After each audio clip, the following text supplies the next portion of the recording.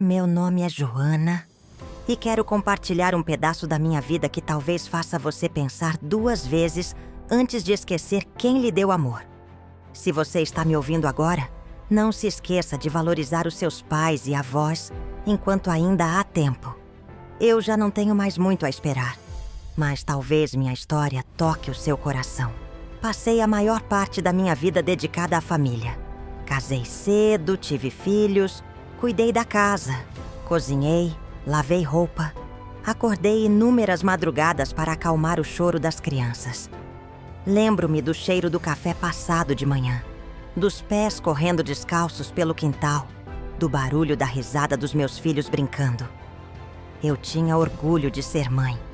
O que eu não sabia era que todo esse amor que plantei um dia se transformaria em silêncio e esquecimento. O tempo passou e meus filhos cresceram. Cada um seguiu o seu caminho, construindo suas próprias famílias. No começo, ainda vinham me visitar, ligavam, pediam conselhos.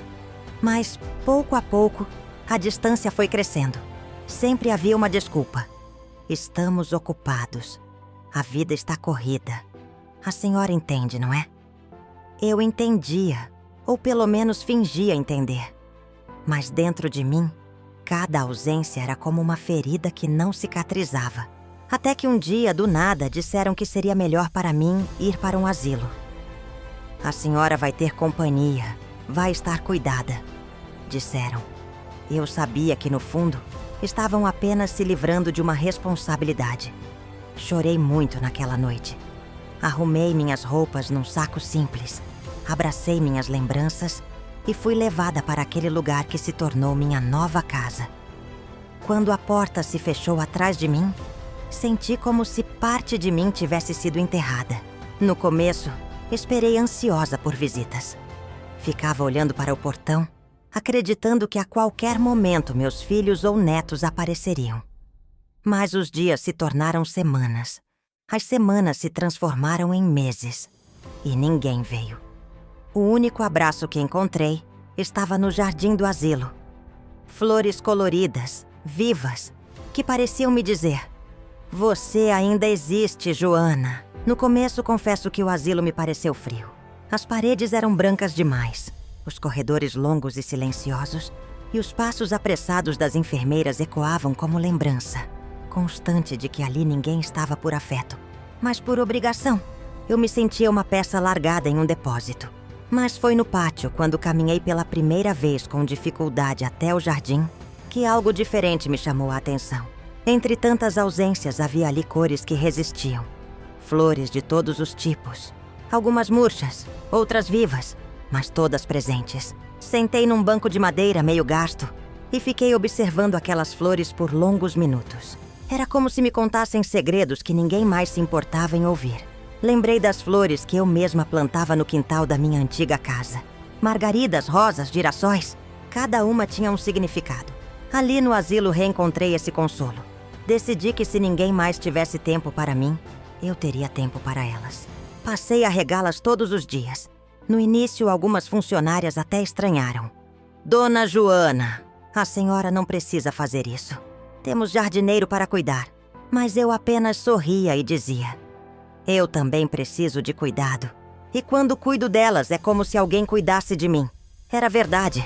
A cada pétala que se abria, eu sentia que meu coração também respirava um pouco mais. Enquanto outras idosas passavam o dia esperando visitas que quase nunca chegavam, eu me agarrava ao meu regador, às folhas verdes, ao perfume que se espalhava pelo ar. As flores não me julgavam, não me esqueciam, não me deixavam esperando. Elas estavam ali fiéis, crescendo comigo.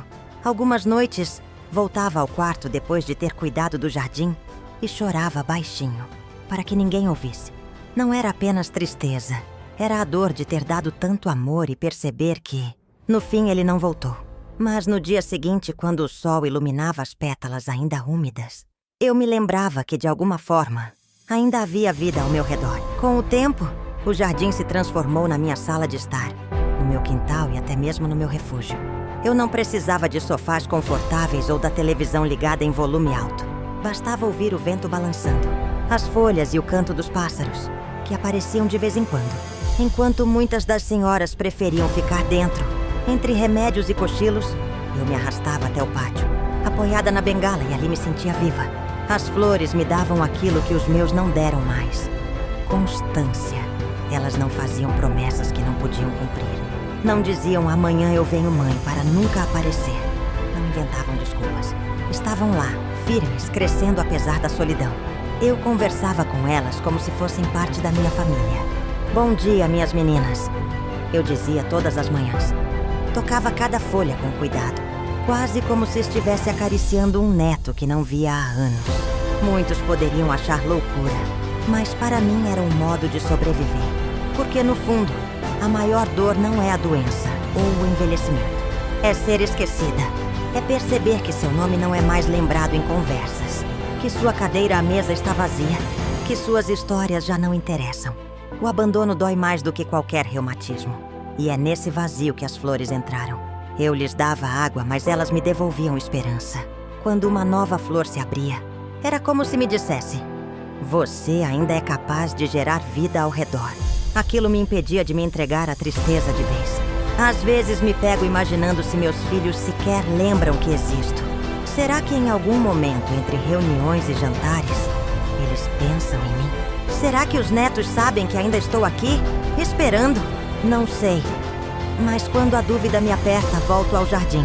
Respiro fundo e deixo que as flores falem por eles. Porque, de certo modo, são elas que me dizem todos os dias: você não está completamente sozinha. Joanna, algumas tardes são mais difíceis que outras. O silêncio do asilo pesa de um jeito que parece esmagar o peito. O relógio na parede marca as horas lentamente. E cada tic-tac me lembra que a vida continua correndo lá fora, sem mim. Nessas horas, eu fecho os olhos e tento me lembrar do barulho das vozes da minha família, do cheiro do almoço de domingo, da correria dos netos pelo quintal. Mas a memória, em vez de me consolar, às vezes me corta como uma lâmina. A saudade é uma faca de 2 gumes. Aquece porque mostra que vivi, mas machuca porque já não tenho mais.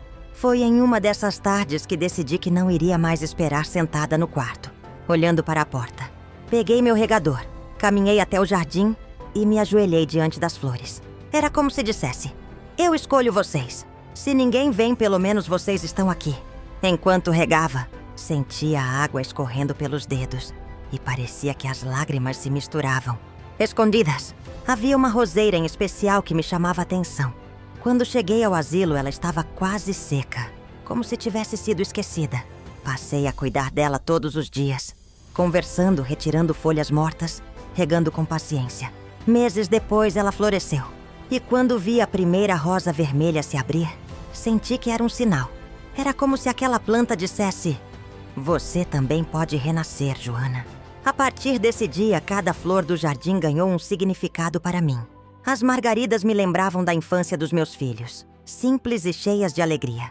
Os girassóis me faziam pensar em como sempre tentei ser luz para os outros, mesmo quando eu mesma estava na escuridão. E as rosas? As rosas me lembravam do amor que dei, intenso e verdadeiro, mesmo que tenha sido esquecido. Cuidar do jardim virou minha forma de resistir. Eu poderia me entregar ao abandono, me afundar na tristeza, mas escolhi florescer junto com aquelas plantas. Porque, no fundo, enquanto uma flor existir, sempre haverá um pouco de esperança. Os dias foram passando, e as flores começaram a me ensinar mais do que qualquer livro ou conselho. Aprendi com elas que tudo tem um tempo. O tempo de nascer, o de crescer, o de murchar e o de recomeçar. Percebi que, assim como uma planta precisa ser regada, o coração também precisa de cuidado constante. Talvez meus filhos tenham esquecido disso. Talvez a vida deles seja tão corrida que não se deem conta de que eu também preciso de afeto, assim como eles um dia precisaram do meu. Algumas pessoas do asilo passaram a me observar de longe. No começo, achavam estranho eu falar sozinha com as flores, mas depois começaram a se aproximar. Uma senhora chamada Doralice, que mal saía do quarto, veio até mim certa manhã e disse: Dona Joanna, a senhora parece mais feliz perto dessas plantas. Eu apenas sorri e respondi: é que elas me ouvem sem pressa e me respondem com flores. Ela riu, mas no dia seguinte voltou para me acompanhar. Aos poucos, o jardim deixou de ser só meu e passou a ser um refúgio para outros esquecidos. Isso me fez pensar. Talvez a vida tenha me tirado a família de perto, mas ainda posso oferecer carinho a quem também sofre com o abandono. Não posso obrigar meus filhos a me amarem, mas posso escolher amar quem está ao meu lado. Cada regador de água que derramava sobre as plantas se transformava em uma oração. Silenciosa por todos que, como eu, estavam ali esperando uma visita que nunca vinha. Ainda assim, a dor não desaparece. Toda vez que escuto o portão abrir, meu coração dispara. E penso, será que vieram me ver? Mas logo passa, quando percebo que não é para mim. Tento não demonstrar, mas cada vez é como se uma pétala se desprendesse dentro do meu peito. No entanto, quando volto ao jardim, encontro forças. As flores não substituem abraços, mas elas me dão a sensação de que não sou invisível. Enquanto rego cada canteiro, penso, se eu fui esquecida, ao menos aqui sou lembrada pela vida que floresce diante de mim. Às vezes, durante a noite, eu me sento perto da janela do meu quarto e fico olhando para o jardim iluminado pela lua. O silêncio do asilo é profundo, cortado apenas pelo som distante de um cachorro ou pelo vento que mexe as folhas. Nessas horas, penso em como a vida é curiosa. Dediquei décadas aos meus filhos, acompanhei cada passo, cada queda, cada vitória. Hoje, sou eu quem precisaria de companhia, mas o banco ao meu lado permanece vazio. Não guardo ódio, não sou capaz disso, mas guardo uma tristeza que me acompanha como sombra. Tento entender. Talvez seja medo do envelhecimento. Talvez seja vergonha de ter uma mãe velha. Talvez seja simplesmente egoísmo. Não sei. O que sei é que a ausência deles pesa como pedra no peito. Quando escuto os outros idosos falando sobre visitas, sinto inveja. Uma inveja silenciosa, que não confesso a ninguém. O que me impede de desmoronar de vez é a rotina que criei com as flores. Levanto cedo, arrumo a cama, tomo meu café ralo e vou direto para o jardim. Ali, me sinto necessária. Cada planta parece depender de mim para viver. E isso me dá um propósito. Porque quando a gente perde o sentido, perde também a vontade de continuar. Outro dia, uma funcionária me disse que nunca tinha visto aquelas flores tão bonitas. Eu apenas respondi: é porque elas sabem que eu preciso delas tanto quanto elas precisam de mim. A moça sorriu, mas acho que não entendeu completamente. Não faz mal. Há coisas que só quem sente o abandono consegue compreender. Sei que minha história pode parecer triste demais, mas no meio da dor também existe beleza. O jardim me ensina todos os dias que mesmo quando se está só, ainda é possível florescer. Talvez essa seja a lição que a vida quer me dar no fim. Que eu não dependa do amor que não recebo, mas que aprenda a criar amor nos lugares mais improváveis. Com o passar dos meses, o jardim se transformou em minha voz. Quando alguém me pergunta como estou, muitas vezes não respondo com palavras, apenas aponto para as flores. Elas contam por mim. Cada cor traduz um sentimento. Cada pétala aberta é uma memória que resiste ao tempo. Algumas cuidadoras dizem que nunca viram uma senhora se apegar tanto às plantas. Mas o que não entendem é que aquelas flores são os abraços que me faltam, os beijos que não recebo, as visitas que nunca chegam. Há dias em que penso em escrever cartas para meus filhos, mas desisto. O que eu diria? Estou bem, apesar de vocês nunca virem me ver? Ou sinto saudade, mas aprendi a não esperar? Não quero que me vejam como peso, nem quero mendigar amor. Então guardo tudo no peito e deixo que as flores escutem. Elas recebem minhas confissões sem julgamento. Outro dia, uma margarida se abriu bem na minha frente. E aquilo me arrancou um sorriso sincero. Pensei, se uma flor tão frágil tem forças para nascer em meio à terra dura, quem sou eu para desistir? Esse pensamento me acompanhou durante horas e me deu coragem para enfrentar mais um dia de solidão. Alguns idosos começaram a me chamar de a Senhora do Jardim. Não me incomodo, até gosto. É como se tivesse conquistado uma nova identidade, uma nova forma de ser lembrada. Não sou apenas a mãe esquecida, a avó deixada de lado. Aqui, pelo menos, sou alguém que cuida e que transforma um canto do asilo em lugar de vida. Mas no fundo, ainda dói. Quando vejo famílias chegando em datas comemorativas, trazendo presentes, tirando fotos, sinto meu peito apertar. Ninguém vem por mim. Então volto para as flores e penso: vocês são minha família agora. Talvez não seja o que sonhei, mas é o que me resta. Houve um domingo em especial que nunca vou esquecer. Era Dia das Mães.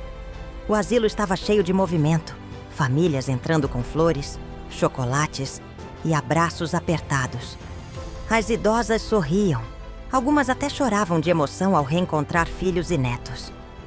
Eu fiquei sentada em meu banco de sempre, no jardim, tentando disfarçar a expectativa. O coração batia forte, como se me dissesse que naquele dia eles não poderiam me esquecer. Esperei. Mas ninguém veio. As horas foram passando e percebi que o portão já não se abria mais para mim. Voltei os olhos para as flores e senti um nó na garganta. Peguei uma rosa recém-aberta e encostei no peito. Era como se dissesse: você não está totalmente sozinha, Joana. Chorei baixinho, mas segurei a cabeça erguida. Não queria que as outras senhoras percebessem minha dor.